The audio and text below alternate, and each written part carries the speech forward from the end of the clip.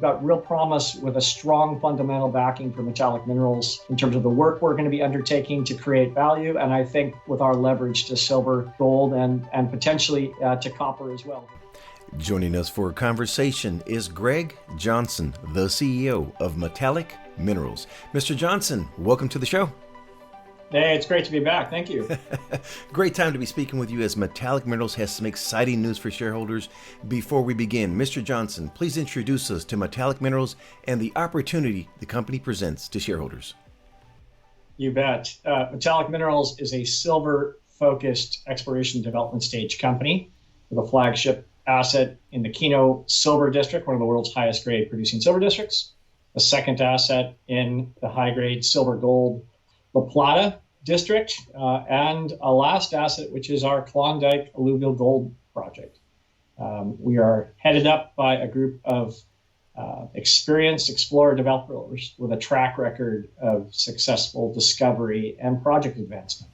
Now, Mr. Johnson, Metallic Minerals has some great news to provide shareholders on three fronts. First, on the flagship Keno Silver Project, as well as updates from La Plata and the Klondike Alluvial projects.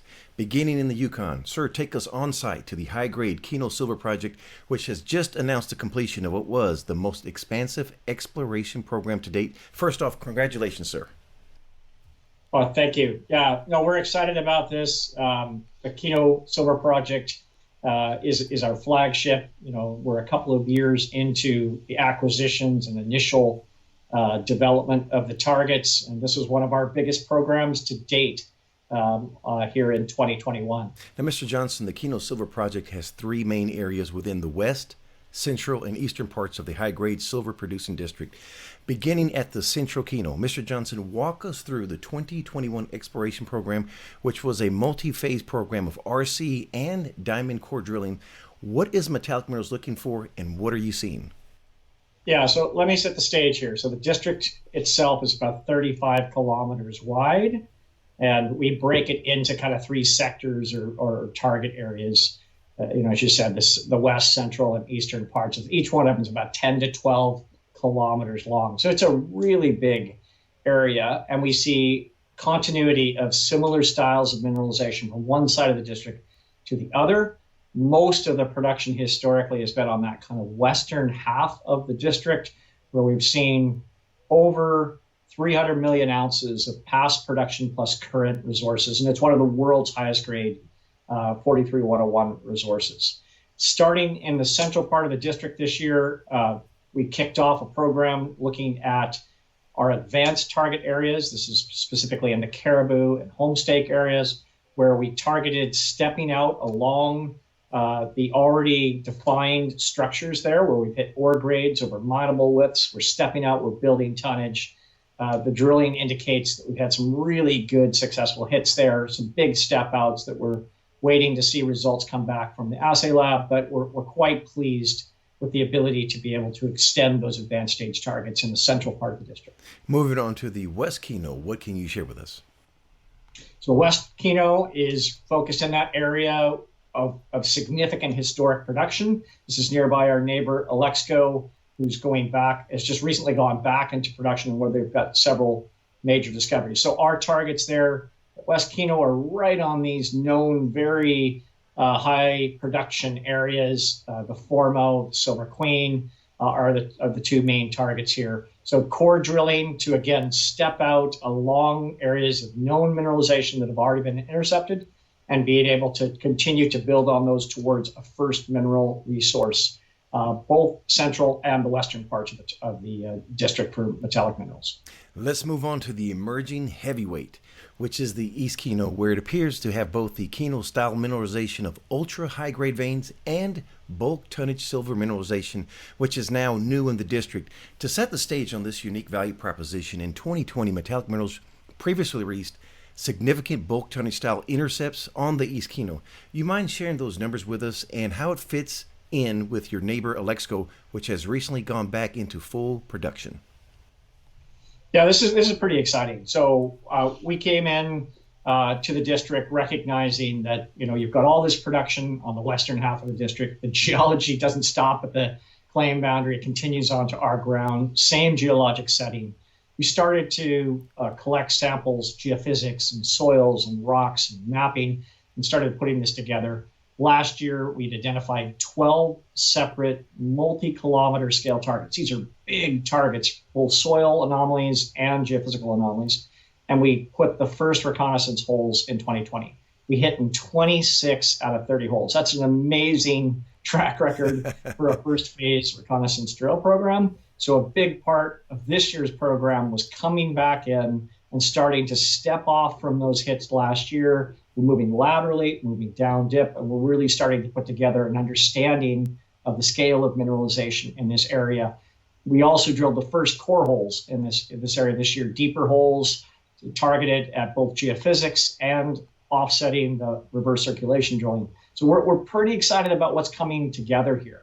The significance of what we're seeing in the east is that not only are we seeing classic high-grade Keno-style veins, which is what Alexco and most of the historic production has been based on, but we're seeing zones up to 100 meters or more of continuous disseminated silver mineralization. And this holds out the potential for bulk tonnage for something that could really be much larger than anything that's been seen in the district before. Now, along with the drilling, Metallic Minerals also completed an extensive IP survey, and I noticed in the latest press release that Metallic Minerals made the following reference about 6 times: regional thrust faults and associated epithermal style mineralization. Now, as a shareholder, I'm keen to find out more. Any nuggets that you can share with us regarding the IP survey? Yeah, so this is one of the this is an example of our effort to try to take, a known productive district to extrapolate into the areas that have been less explored, and then to bring in new exploration targets, target types, models, and new modern exploration techniques. So this is the first time we've ever applied what's called induced polarization geophysics. This is where you put a charge in the ground. These were multi-kilometer long lines. They allow you to sense as deep as 800 or 1,000 meters from the surface. And so this allows us to be able to start to map the subsurface even before we start drilling. And what's exciting about this, Maurice, is that work over the East Keno targets was demonstrating that we're getting conductors in the subsurface rocks that are correlating spatially with these big soil and magnetic features. And so the reason that's really significant is if we're hitting silver mineralization in the shallow drilling, and we've got a geophysical target that continues to 800 meters or more, and we've got multiple targets in their kilometric scale, it's really starting to suggest that we've got a very strong plumbing system, and that this could be a target that could really have scale to it and potentially, build this out to something really significant. Now that the exploration is complete this year at the Keno Silver Project, when can we expect to see results, and what determines success? Yeah, you bet. So we started in the central part of the district. That'll be the first area that we'll start to see numbers. Then on the eastern side of the district with both RC and core. And then last, we wrapped up with the western part of the district with core drilling. We'll be able to, we're right now finalizing our interpretation on the IP geophysics, so that'll be integrated into those. And I could see us seeing numbers starting here really any time and continuing early into the new year. And so it's going to be an exciting period. We're starting to see a turnaround in the market and the interest in silver and gold again after more than a year consolidation and correction. So this will be a great time in terms of catalyst from news coming from the Keno Silver Project. Let's move south to Colorado to the La Plata Silver Gold Copper Project, where the season is just about wrapped up. And this is an emerging asset for Metallic Minerals. It has all the merits and hallmarks of a flagship project in its own right. Now, Metallic Minerals just completed its first drilling in decades on the La Plata with the intention of bringing up the La Plata up to NI 43-101 standards. It's a project that was recognized and worked on by some of the majors in the past. Please tell us a bit about the project and the 2021 program and when we might expect to see results. Yeah, you bet. I'm really excited about this one. This was an opportunity that came in through our network. It's a project area that, very similar to Keno Hill, had a history of high-grade silver and gold production from these high-grade veins, much like Keno. Located in the southwestern part of the U.S. and southwestern Colorado, that mining on the high-grade veins occurred from the 1800s to the 1940s.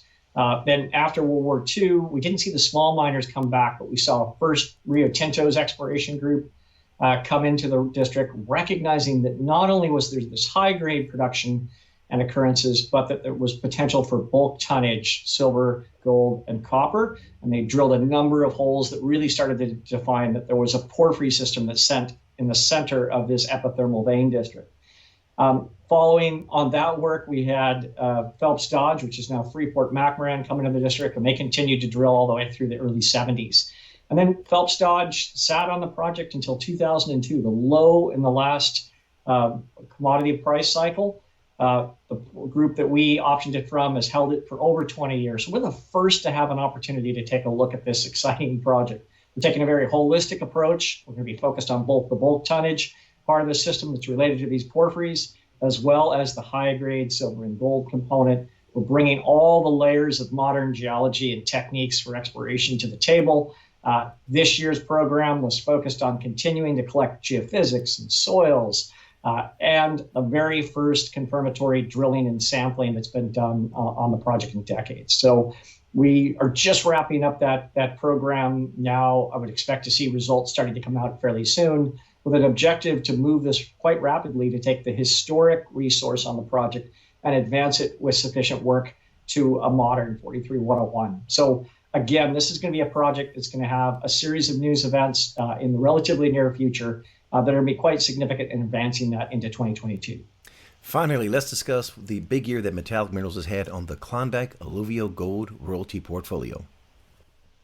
Yeah, this is an interesting one. It's not the main focus of the company, but we had an opportunity a couple of years ago to pick up a portfolio of unmined Klondike alluvial ground. This is upstream from some of the biggest open pit operations in the Klondike, in the Yukon, that produce over 50% of the Yukon's gold from those mines each year. So we've invited experienced operators on the ground. We've got 3 license areas currently that are fully permitted for production, 2 operators that have done significant work drilling, bulk sample testing. They are rapidly advancing this towards first production, and Metallic Minerals would take a production royalty, anywhere from a 10 to a 15% royalty, depending on the stage of those license areas. So we're excited to see this advancement over this year's work, and we're anticipating very high potential that we'll actually see these move into first production in 2022 for next season, and that'll move to cash flow for Metallic Minerals on those properties. Leaving the property bank, let's look at some numbers. Sir, please provide the capital structure for Metallic Minerals. So we've got about 136 million shares out, roughly a $65 million market cap. So we're now out of that micro cap area where we're starting to get attention from some of the big investors. We're well funded, well into 2022 with the current treasury. We have no debt. So we're in great shape to have been able to have an aggressive program on all 3 projects this year and moving into next year to continue our business model, which is really one of define resources, grow resources, and advance those and de-risk them, creating value along the way, very similar to what the team did with Nova Gold in the last metal price cycle. Speaking of big investors, you have a great shareholder list. Could you comment on that and on the recent ownership by Eric Sprott? Yeah, we're in this period now where the company is moving from very early stage, exploration stage, to resource stage. And with that, we're seeing interest from some of the bigger investors. So we've got US Global, we've got Crescat, we've got OTP funds. So these are all specialist funds that really understand this part of the business for mining exploration and have taken significant stakes. In addition, Eric Sprott is our largest individual shareholder. He's one of the largest holders in Nova Gold as well. So we're really happy to have him in as an investor. And he just increased his ownership by exercising all of his warrants in the company, bringing in a little over $1.5 million here. So we're really pleased with that continued support from Eric. We know he's very bullish long-term on silver, and that his investment in the company was really focused on our exposure to silver in the Keno Silver District and the potential upside from our other assets. Now, I'm no Eric Sprott, but I am proud to share that I did exercise my warrants as well. Actually, everyone did. I don't know that we had anyone that didn't, Maurice. So we're really pleased to see that continued support from shareholders, and I'm really pleased to see the market starting to come back alive for silver and gold. It's been a bit of a painful 14-month plus period here with the market last peaking back in August of 2020, but I think we've turned the corner. And I'm quite bullish that we've put this consolidation behind us. It's a great time for investors to be looking high quality names in silver in particular. And I think we've got real promise with a strong fundamental backing for metallic minerals in terms of the work we're going to be undertaking to create value. And I think with our leverage to silver, gold, and potentially to copper as well here in the near future. I was going to ask you if you have any comments for shareholders, but I think that may just suffice. How about this, sir? Any question that I forgot to ask you today, sir? No, I think we covered the gamut here, Maurice. It was great to be able to speak with you. I think that it's an exciting time for investors and for those who are new to metallic minerals. We would invite people to contact us through our website or through our toll-free number. And please share that website and phone number if you have that opportunity for us. Yeah, so the website is mmngsilver.com. And I don't know the toll-free number right off the top of my head, Maurice, so maybe you could put that in there and just add it as a point. No worries, sir. Mr. Johnson, it's been a pleasure speaking with you. Wishing you and Metallic Minerals the absolute best, sir. Dave, thanks a lot for your time. It's been great to be speaking with you again.